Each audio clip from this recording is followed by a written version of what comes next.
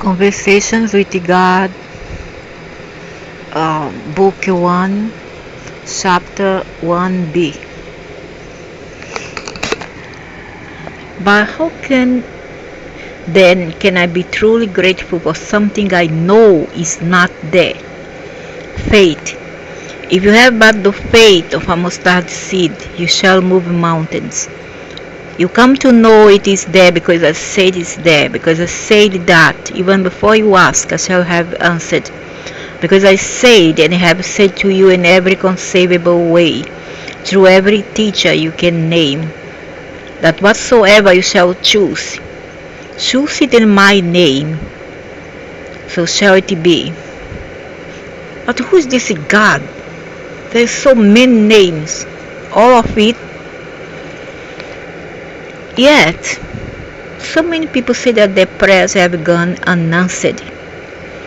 No prayer, in a prayer is nothing more than a fervent statement of what is so goes unanswered. Every prayer, every thought, every statement, every feeling is creative, to the degree that is fervently held as truth.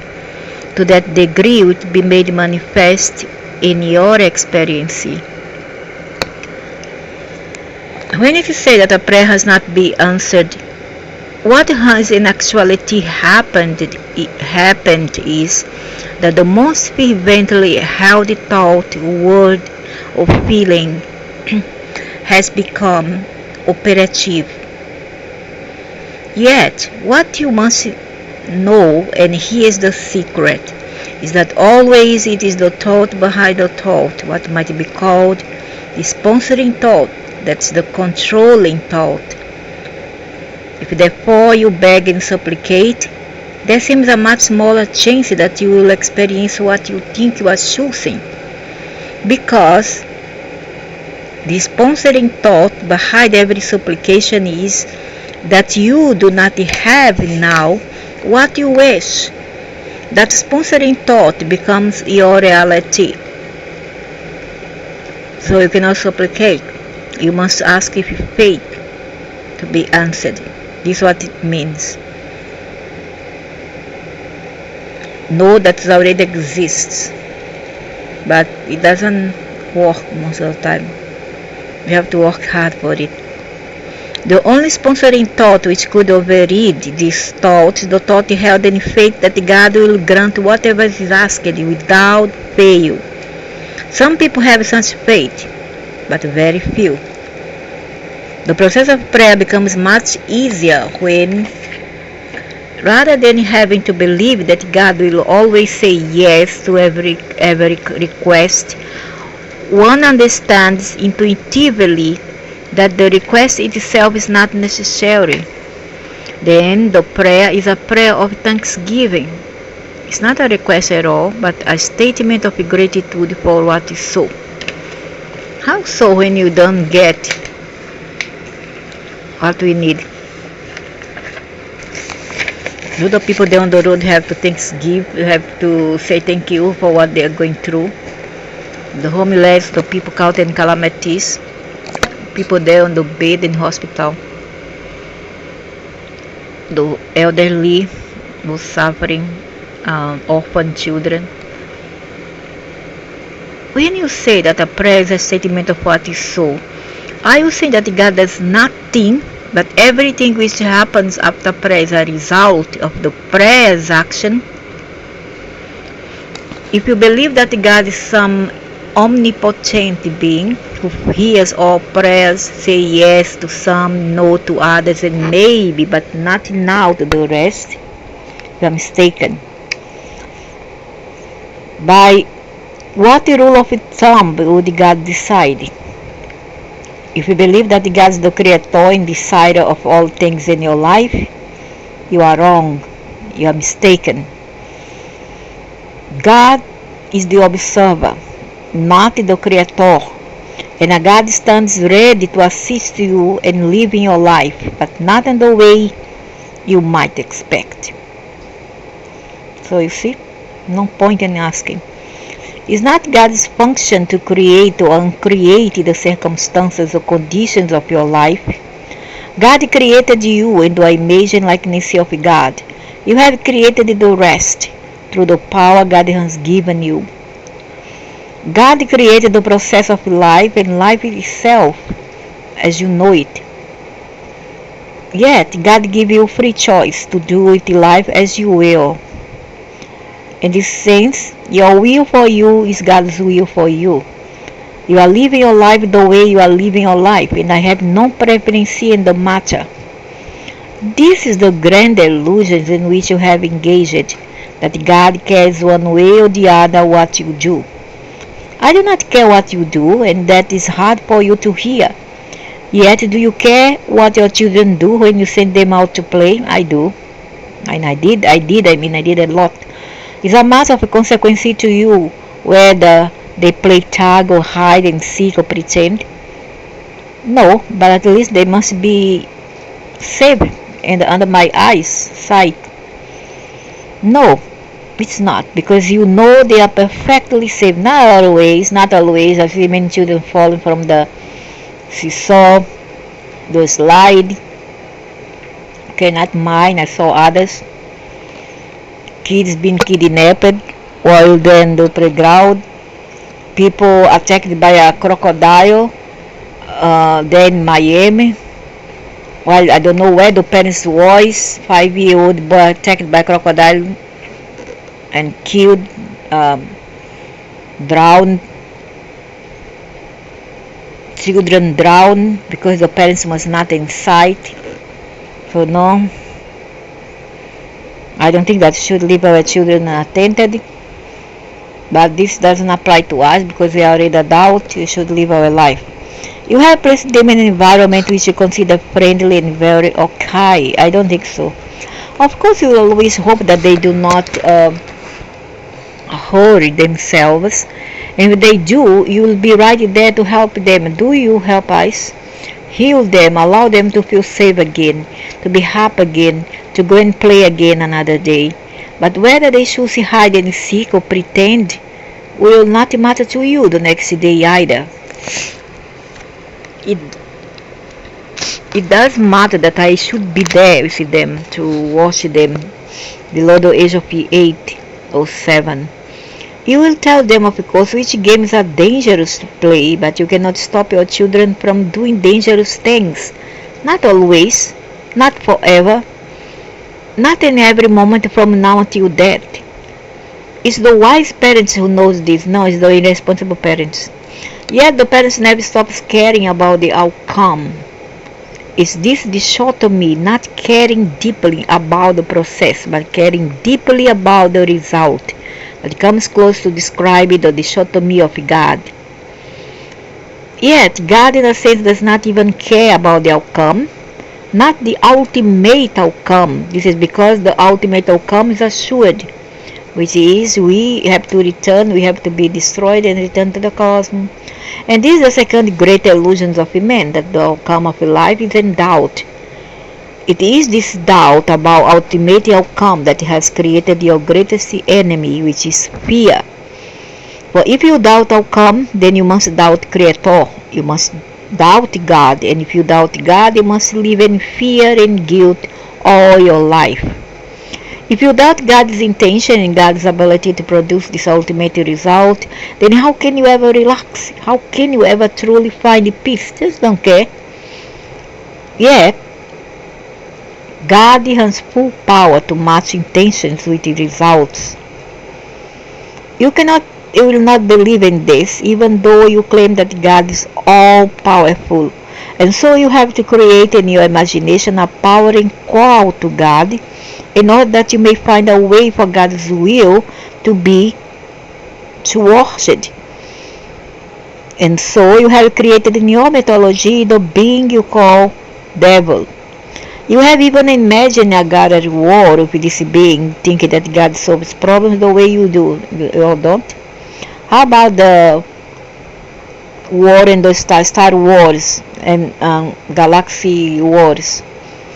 Finally, you have actually imagined that God could lose this war, don't know? Or know if this violates everything you say you know about God, but this doesn't matter. You leave your illusion, and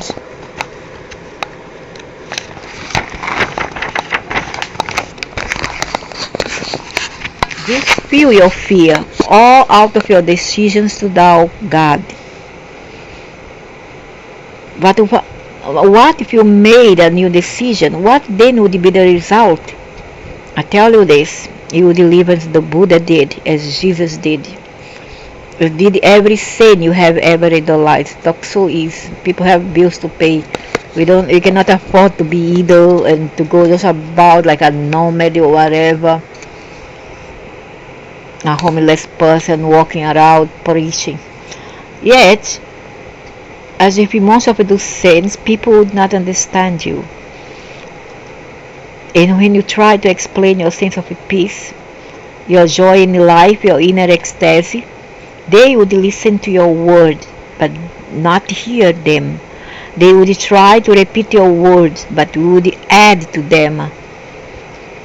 They would wonder how you could have what they cannot find, and then they would grow jealous. Soon jealousy would turn to rage, and in their anger they would try to convince you that you who do not understand God. Who is jealous of Jesus or Buddha or who is ever jealous of them? I'm not. If they were unsuccessful at cheating you from your joy, they would seek to harm you, so enormous would be their rage. And when you told them it does not matter, that even death cannot interrupt your joy, nor change your truth, they would surely kill you. Then when they saw the peace with which you accepted death, they would call you sane and love you again. For it is the nature of people to love, then destroy, then love again that which they value most. But why? Why do you do that? All human actions are motivated at their deepest level by one of two emotions, fear or love. In truth, there are only two emotions, only two words in the language of the soul. There are the opposite ends of the great polarity which are created when I produced the universe, or invested in the universe, and the whole world as you know it today. Yeah, you invaded the universe, then you manipulated the universe, then you created this nonsense shenanigans around. These are the 2 points, the alpha and the omega, which allow the system you call relativity. People feel bloody A is alpha. I'm A, blood A, group A. This with O blood is omega. B blood group is most Asians are beta. So it allows the system you call relativity to be. Without these 2 points, without these 2 ideas about things, no other idea could exist. Every human thought and every human action is based in either love or fear. There is no other human experience to choose from. There's no word, there's no sentences here complete, but I have to add. But how then can I be truly grateful for something I know is not there? Faith.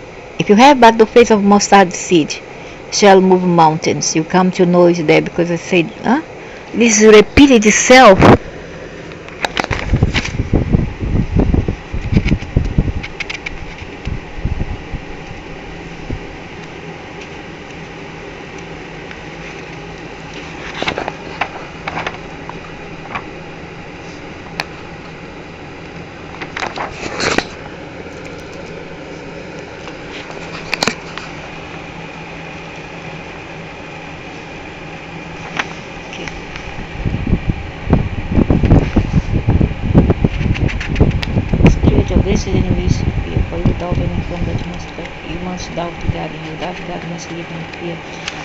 For themselves, and if they do, yet God in a sense does not even care about the outcome, not the ultimate outcome. This because the ultimate outcome is assured. It is this doubt about ultimate outcome that has created your greatest enemy, with fear. For if you doubt outcome, then you must doubt the Creator, you must doubt God. And if you doubt God, you must live in fear and guilt all your life. If you doubt God's intention and God's ability to produce this ultimate result, then how can you ever relax? How can you ever truly find peace? Yet God has full power to match intentions with the result. You cannot and will not believe in this even though you claim that God is all powerful. And so you have to create an imagination. This is going on in a circle, wasting time.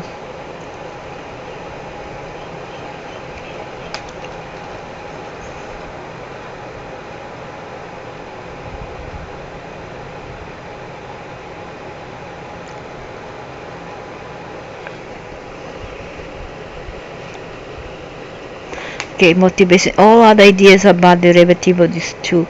They are simply different versions, different twists on the same theme. Think on this deeply and you will see that it's true. This is what I have called the sponsoring thought. It's either thought of love or fear. This is the thought behind the thought behind the thought. It's the first thought. It's prime force. It's the raw energy that drives the engine of human experience. And here's how human behavior produces repeat experience after repeat experience. Is why humans love then destroy then love again. Always there is a swing from one emotion to the other. Love sponsors, fear sponsors, love sponsors, fear sponsors, and go on and on. And the reason is found in the false lie, the lie which you hold as the truth about God, that God cannot be trusted, that God's love cannot be depended upon, that God's acceptance of you is conditional, that the ultimate outcome is juice and doubt. For if you cannot depend on God's love to always be there, on whose love can you depend? I don't know. Nobody. Ancestry, I don't know. If God retreats and withdraws when you do not perform properly, will not merely mortals those? Don't know. So it is that in the moment you pledge your highest love, you greet your greatest fear. For the first thing you worry about after saying I love you is whether you'll hit it back.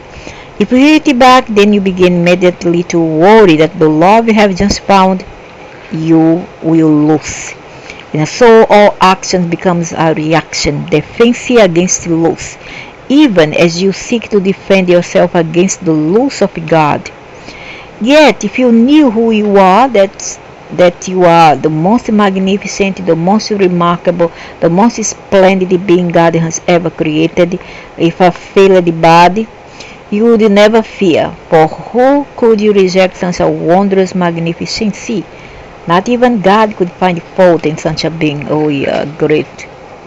A being that goes wrong, goes amok, although by right we are good people, but something screwed us up and influence us, external force, and causes people to go berserk, to go run amok, to do stupid things in life.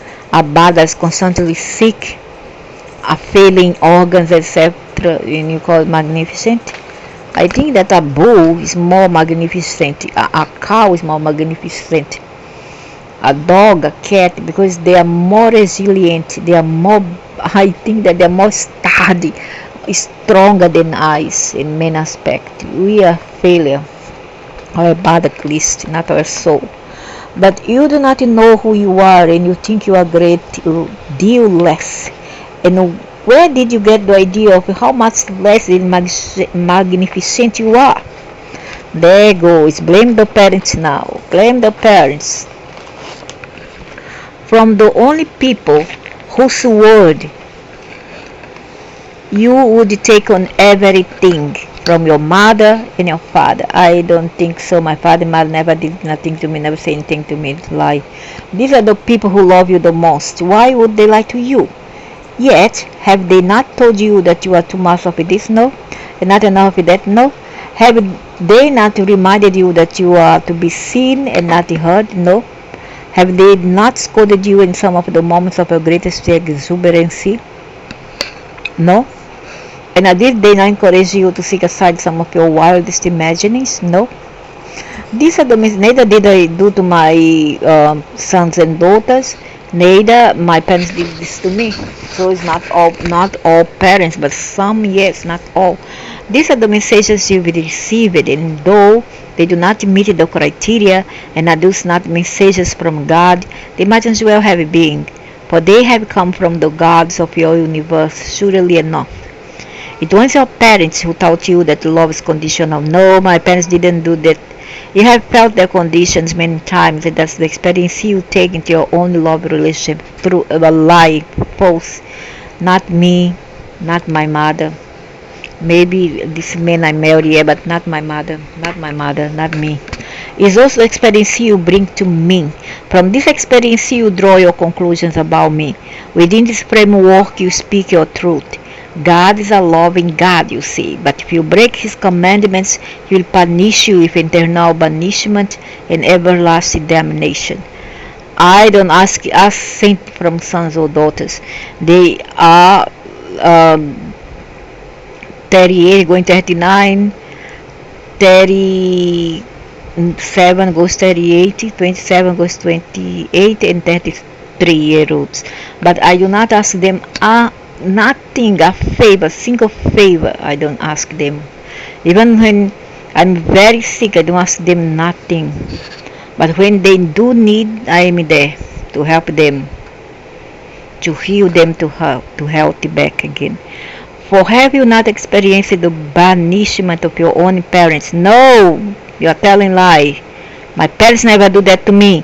Do not know the pain of their damnation. Nonsense, your damnation are my parents. How then could they imagine to be indifferent with me? I don't know if my father cursed the eyes later, I don't know, but who knows, but not when I was with him. You have forgotten what it was like to be loved without condition.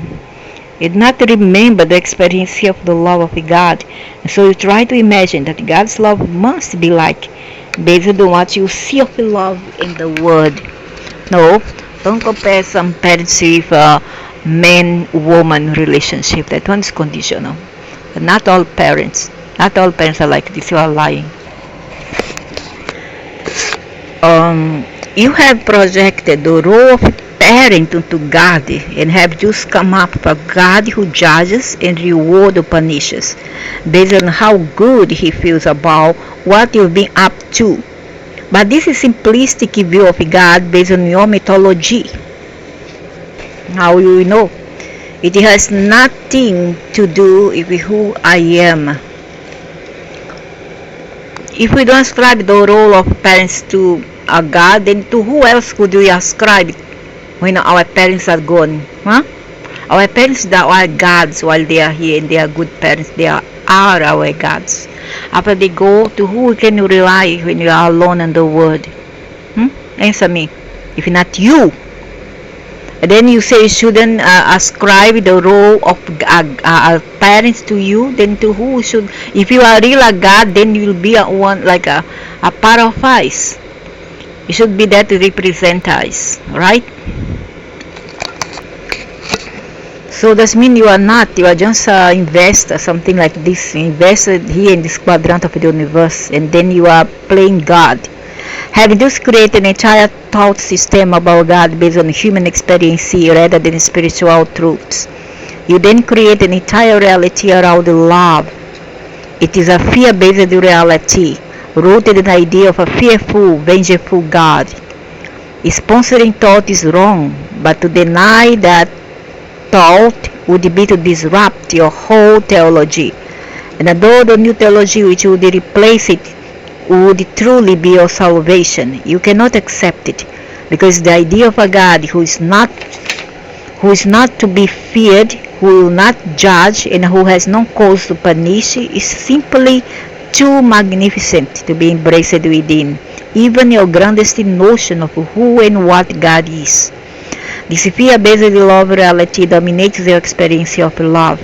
Indeed, actually creates it. For not only do you see yourself receiving love which is conditional, You also watch yourself giving it in the same way. And even while you withhold and retreat and set your conditions, a part of you knows this is not what love really is. Still, you seem powerless to change the way you dispense it. You will learn the hard way, you tell yourself, and you will be damned if you are going to leave yourself vulnerable again. Yet the truth is, you will be damned if you don't. By your own mistaken thoughts about love, do you damn yourself never to experience it purely? No, since pure love one from good parents, nobody else. So too do you damn yourself never to know me as I really am until you do. For you shall not be able to deny me forever, and the moment will come for our reconciliation. For what? To criticize and judge? Every action taken by human beings is based in love or fear, not simply just dealing with relationships. Decisions affecting business, industry, politics, religion, the education of your young, the social agenda of your nations, the economic goals of your society, choices involving war, peace, attack, defense, aggression, submission, determinations to covet or give away, to save or to share, to unite or to divide. Every single free choice you ever undertake arises out of one of the only two possible thoughts there are.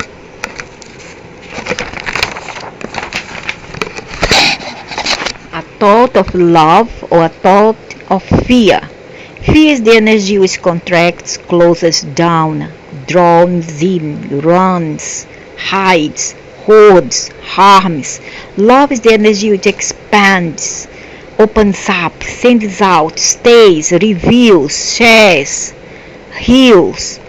Fear wraps our bodies in clothing. Love allows us to stand naked.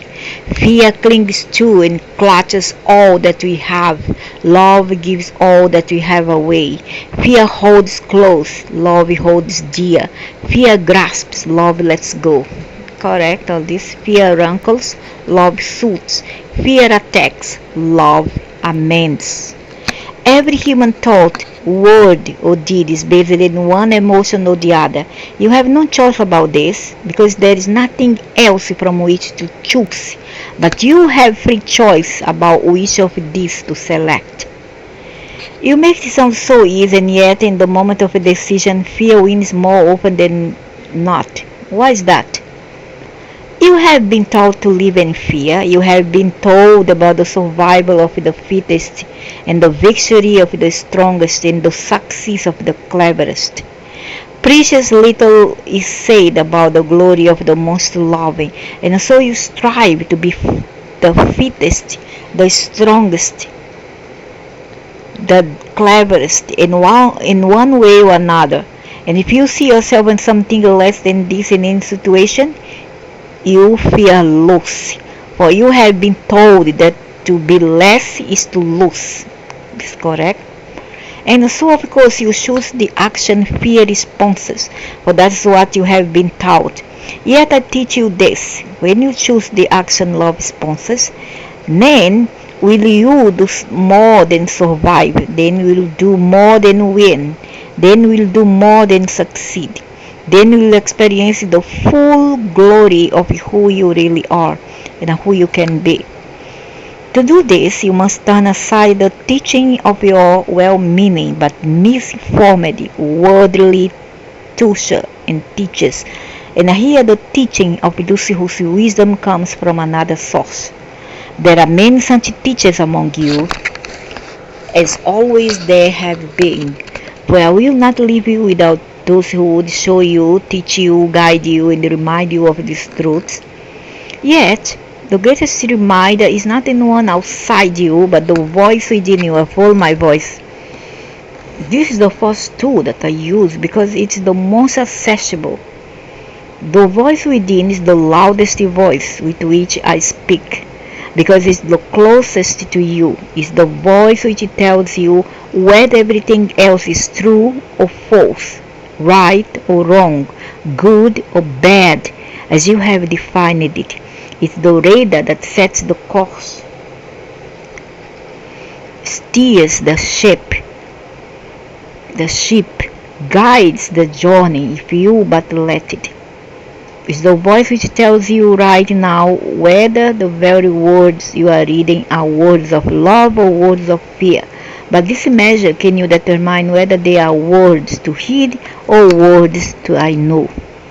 You said that when I always choose the action that love sponsors, then I will experience the full glory of who I am and what I can be. Will you expand on this, please? There is only one purpose for all of life. That's for you and all that lives to experience the fullest glory. Everything else you say, think or do is attendant to that function. There is nothing else for your soul to do and nothing else your soul wants to do. The wonder of this purpose is that it is never ending. An ending is a limitation. God's purpose is without such a boundary. Should there come a moment in which you experience yourself in your fullest glory, you will in that instant imagine in ever greater glory to fulfill.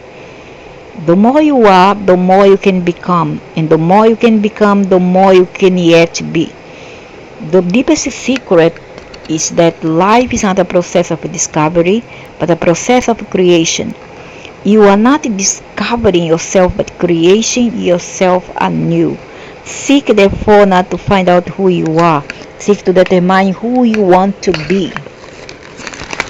So it doesn't matter for them, doesn't matter whether you are a good being, a divine being or not. You need to be. Be means put in practice what you think you are. There are those who say that life is a school, but that we are here to learn a specific lessons, that once we graduate we can go on to larger pursuits, no longer shackled by the body. Is this correct? It is another part of your mythology based on human experience. Life is not a school. No. We are not here to learn lessons. No. Then why are we here? To remember and recreate who you are. I have told you over and over again, you do not believe me. Yet that is well as it should be. For truly, if you do not create yourself as who you are, that you cannot be. Okay, if you lost me, let's go back to this school bit. I've heard teacher after teacher telling us that life is a school. I'm frankly shocked to hear you deny that. School is a place you go if there is something you do not know that you want to know. It's not a place you go if you already know a thing and simply want to experience your knowing. Life, as you call it, is an opportunity for you to know experientially what you already know conceptually. Means already you know who you are, and I put it into practice here. So experiences matters most, not just concepts. And I do see though life here is not a school, rather it's a place, a stage in which we have to act. You need to learn nothing to do this. You need merely remember what you already know and act on it. If we were a school, it would be a school of techniques or skill, to learn a skill to survive. But it isn't. Life is a stage of remembrance. I'm not sure I understand. Let's start here. The soul, your soul knows all there is to know all the time. There's nothing hidden to it, nothing unknown. Yet, knowing is not enough. The soul seeks to experience. You can know yourself to be generous, but unless you do something which displays generosity, you have nothing but a concept. You can know yourself to be kind, but unless you do something, a kindness, you have nothing but an idea about yourself, correct? Which matters is actions, not words.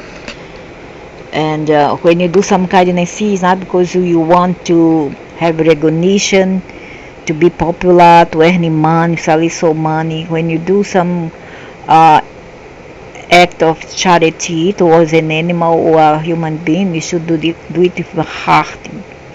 Do it full-hearted, not because you want something and return. You do it conditionally. There's no point in doing. Better don't do it at all. It is your soul's own desire to turn its grandest concept about itself into its greatest experience. Until concept becomes experience, all there is a speculation. I have been a speculation about myself for a long time, longer than you and I could collectively remember, longer than the age of this universe, times the age of the universe. You see then how young is, how new is my experience of myself. Could it be Jehovah Anu in, I don't know. It could be, however, these beings are all created by the cosmos, imagine as we are. Only that they devise this plan to make us forget who we are. And then we become a mere subject to them. Then they become the God. Because they see themselves as the older, the teachers, etc. One of the oldest here, but, well, I don't know. And then they see ourselves as a part of them. See?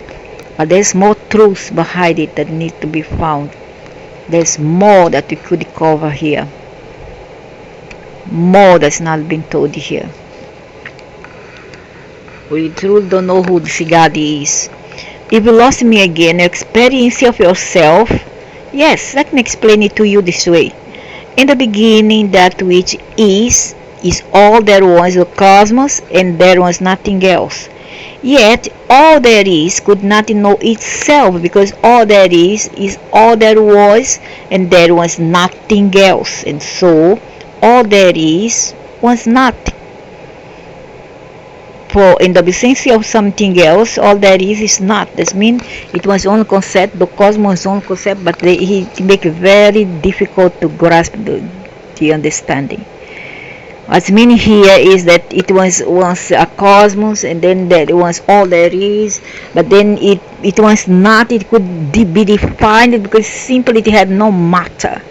And in order to be something and to show what it was able to, it had to be defined. And just how anti-matter joined, coalesced itself to create yet another dense particles of atoms to become denser and more material, and to create the physical universe. However, the anti-matter is the metaphysical, is the one that holds the physical. Without the invisible metaphysical, there would be no physical world to beginning with. And these beings you call the Anunnakis, Elohims, all part of the cosmos as well in this universe. But in the other universe, you still don't know. There's other type of God, there's other gods. So they are not the God of everything. They are the God of this universe alone. Also they became, because they see themselves as the eldest, the teachers, etc., the one that masters technology. So in land of the blind, the land of the poor, those who are rich are the leaders. You know what I mean? So this the great is not, to which mystics have referred from the beginning of time. Now all there is knew it was all there was, but this was not enough, for it could only know its usher magnificency conceptually, not experientially. Yet the experience of itself, that for which it longed, for it wanted to know what it felt like to be so magnificent. Still, this was impossible, because the very term magnificent is a relative term. All there is could not know what it felt like to be magnificent, unless that which is not. So that the meaning let's say parts, a lesser part, an inferior part, a smaller part of it become, and took form, materialized in the physical to represent this greater part. Do you follow? It's just like that I told about the metaphor and the allegory and other videos about the physical spices and how it was thwarted, how it was distorted, etc. And then also I talk about, not long ago, I talk about the Russian doll and what it represented. Okay, one inside another, is a cube inside another, and endless is a endless counting. It is infinite. So it represents the creation of the polarity and the denser, lower form of life. Okay, so this is what he's trying to say here, but the way how it pulls up, it's not for the layman to understand, so I have to further simplify and explain to you, because I have the understanding about this. So all that he is could not know what it felt like to be magnificent unless that which is not showed up, and the absence of that which is not, that which is not. It's a bit of paradox. That which is not. In the absence of the material, the practice, the matrix, all this, what is could not put itself into practice, so it couldn't be defined. Do you understand this? I do, but I don't know about the people, but I do. I think so. Keep it going. Alright. The one thing that all there is new is that there was nothing else, and so it could and would never know itself from a referent point outside of itself. Such a point did not exist. Only one reference point existed, and that was the single place within. The is not is, the I am not am. Still, the all of everything chooses to know itself experientially. This energy, this pure, unseen, unheard, unobserved, and therefore unknown by anyone else energy, chooses to experience itself as the utter magnificency it was. In order to do this, it realized that it would have to use a reference point within. It reasoned quite correctly that any portion of itself would necessarily have to be less than the whole, a fraction, division of the whole, and that if it do simply divided itself into portions, each portion being less than the whole, could look back on the rest of itself and see magnificency and the creation. Okay, so let's see. There's a small fraction and they see the whole, so this small part look back to the whole. I say the circle and then look back and recognize its magnificency of the whole, and that it was just a small fraction of it.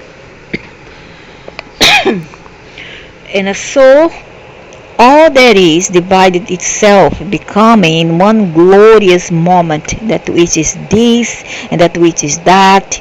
For the first time, this and that existed quite apart from each other, and still both existed simultaneously, and they did all that once neither. You see? Though all that was neither was the metaphysical world, the fourth dimension, the invisible, the anti-matter. Those three elements suddenly existed, that which is here, that which is there, and that which is neither here nor there, which is holds. It's the invisible that holds the physical, the visible, but which must exist for here and there to exist. So this anti-matter, it supports the dense matter of existence.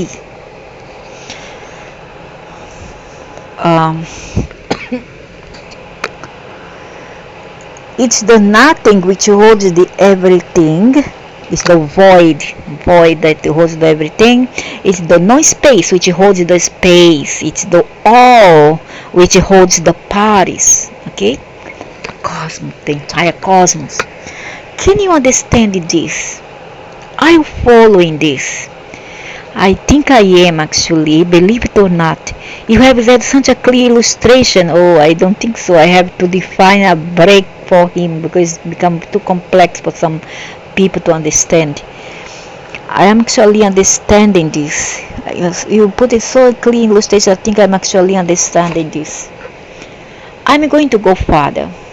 Now, this nothing which holds the everything is what some people call God. I will call the void. It's the void. I've seen it. It's a matter of all white spectrum. It's like a kind of how to say? It's a smoke. You know, a condensed smoke, but very white. It forms patterns of so much shape and form. So I saw a spiral, and I saw a spiral, and I saw like a snake. I've seen it one time in the morning during a vision. Yeah, that's not accurate either, for it suggests that there is something God is not, namely everything that's not nothing. But I am all things, seen and unseen.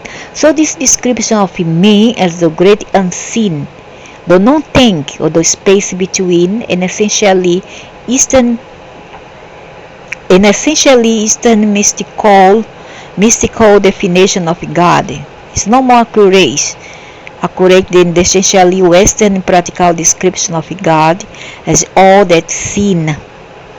Those who believe that God is all there is and all that is not are those whose understand is correct. Okay, those who believe that God is all there is and all that is not are those whose understanding is correct. Now, in creation, that which is here and that which is there, God made it possible for God to know itself. In the moment of this great explosion from within, God created the relativity, the greatest gift God ever gave to itself. Jews' relationship is the greatest gift God ever gave to you, a point to be discussed in detail later. Screw relationship. I want my relationship with my parents and my siblings, and they even strip it away from me. From the non-thing just sprang the everything, a spiritual event entirely consistent incidentally with what your scientists call the Big Bang theory. As the elements of all raced forth, time was created. For a thing was first here, then it was there, and the period it took to get from here to there was measurable. So they create time, linear time, and then still blame the humans here, saying this was human created. It's not correct. They themselves create linear time. Just as the power of itself, just sin began to define themselves relative to each other, so too did the part which is unseen. God knew that for love to exist and to know itself as pure love, its exact opposite had to exist as well. So God voluntarily created the great polarity, the absolute opposite of love, everything that love is not. What is now called fear. In the moment fear existed, love could exist as a thing that could be experienced. It is in this creation of duality between love and its opposite which humans refer to in their various mythologies as the birth of evil, the fall of man. Yeah, it didn't have it before, but you Anunnakis brought it here. You brought it here. You create polarity. You create this Adam and Eve thing. Two sets. Adapa, Adamu, Chichi, and Eve. So, as the best of evil, the fall of the Adam or man, the rebellions of Satan, and so on. So, you all bring all this here. You Anunnakis. Then you still play God here. Didn't have this nonsense before, thanks to you. Just as you have chosen to personify pure love as the character you call God, so have you chosen to personify abject fear as the character you call the devil. Devil also exists, come on. Some on earth have established rather elaborate mythologies around this event, complete with scenarios of battles and war, angelic soldiers, devilish warriors, the forces of good and evil, of light and dark, and it exists within the polarity in this solar system, alright? It did exist, and you Dracos have battled a lot and taken a lot of constellations, a lot of galaxies. Don't lie here, please. This mythology has been mankind's early attempt to understand and tell others in a way they could understand, a cosmic occurrence of which the human soul is deeply aware, but of which the mind can barely conceive because it was erased from my soul in order to create this world that we live in, right?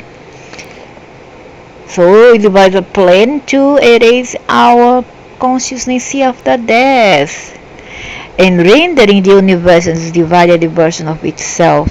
God produced from pure energy all that now exists, both seen and unseen. In other words, not only was the physical universe thus created, but the metaphysical universe as well, the fourth dimension above. The part of God which forms the second half of the I am not, I am equation also exploded into infinite number of units smaller than the whole. These energy units you would call spirits, those the elementals, the fourth dimension, etc. In some of your religious mythologies, it is stated that God the Father had many spirit children, before was God the Mother. This parallel to the human experiences of life multiplied itself seems to be the only way the masses could be made to hold in reality the idea of the sudden appearance, the sudden existence of countless spirits in the kingdom of heaven. In this instance, or mythical tales and stories are not so far from ultimate reality. It is true, for the endless spirits comprise the totality of me are, in a cosmic sense, my offspring. I think it's Anu, only could be because his son is just the son. He couldn't have all the power, neither his grandchildren. My divine purpose in dividing me was to create sufficient parts of me so that I could know myself experientially. There is only one way for the Creator to know itself experientially as the Creator, and that is to create. And so I gave to each of the countless parts of me, or to all his demons and devils, to all of my spirit children, the same power to create which I have as the whole. This is what your religions mean when they say that you were created in the image and likeness of God. This doesn't mean, as some have suggested, that our physical bodies look alike, although God can adopt whatever physical form God chooses for particular purpose, but these beings are shadow, okay? Shadow beings. It doesn't mean that experience is the same. We are composed of the same stuff. We are the same stuff. With all the same properties and abilities, we are pure gases, including the ability to create physical reality out of thin air. Yeah, we are gases and photonic light. My purpose in creation you, my spiritual offspring, was for me to know myself as God. I have no way to do that save through you. Thus it can be said, and has been many times, that my purpose for you is that you should know yourself as me. This seems so amazingly simple, yet it becomes very complex. Because there is only one way for you to know yourself as me, and that is for you to force to know yourself as not me. For in order to know this being, you have to be evil, because the non-part of itself, of the self, is the evil polarity. So you have to lay down your good sides and adopt your evil side to be one of them. Okay? So in order for you to become them, you have to lay your side that's not you, which comes from the cosmos, pure light. pure light, photonic light. This seems so amazingly simple, it becomes very complex because there is only one way for you to know yourself as a man, and that's for you to force to know yourself as a not me. Not try to follow this, fight to keep up because this gets very subtle here. Are you ready? I think so. Good. Remember, if you ask for this explanation, you will wait for it for years. If you ask for it in layman's terms, not theological doctrines or scientific theories. Yes, I know what I've asked. And having asked, so shall you receive. Now, to keep things simple, I'm going to use your children of God mythological model as a basis for discussion, because as models which you are familiar in many ways not that far off. So let's go back to how this process of self-knowing must work. So end of this party, chapter 1b. Next gonna be chapter 1a. So this seems so amazing, simple because very complex, because there's only one way for you to know yourself as me, and that's for you first to know yourself as not me. Because this being has two parts, you see, they are not that very nice anyway. So that's it for now. Already have explained all about the great mystery of life, and soon I'm gonna conclude this material, and we are going to the home if God. It's all about death, how he explains about death. There's some lies mixed with truth, like always it has been with this material, this trilogy, the book 1, 2, 3 and others. I know it's not Nell's fault, it's someone else, something else.